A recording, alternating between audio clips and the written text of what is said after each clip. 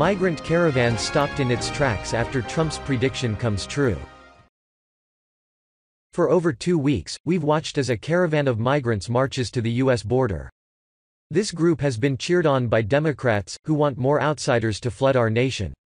Their motives are crystal clear: they want to exploit these people for votes.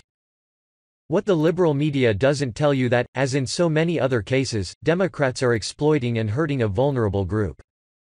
This caravan, made up of poor people, marches over 1,000 miles in miserable conditions. On top of that, President Trump warned that bad people are hiding among them. Now, one of these people has struck, stopping the caravan in its tracks. From Washington Times. Coordinators of a caravan of several thousand Central American migrants moving through southern Mexico urged its members to rest Sunday. At first the migrants vowed to press on anyway, but later changed their minds amid reports that a child had been abducted. Late Saturday night, groups of migrants were running through the town streets saying a migrant's child had been snatched. Many of the migrants have depended on hitchhiking to move between towns rather than walking the entire way.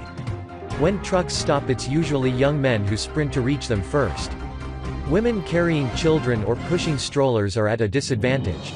Share if you think the caravan should turn around and go back where they came from. It's truly despicable to think immigration activists encourage these people to march all the way to America. They didn't stop for a second to consider how thousands of poor, sick, and weak migrants would survive the journey. The left only cared about forcing thousands of migrants across the border.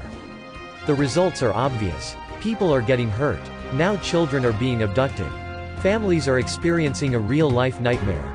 All because Democrats needed more voters. A few of the migrants managed to hitchhike, getting a little bit of relief.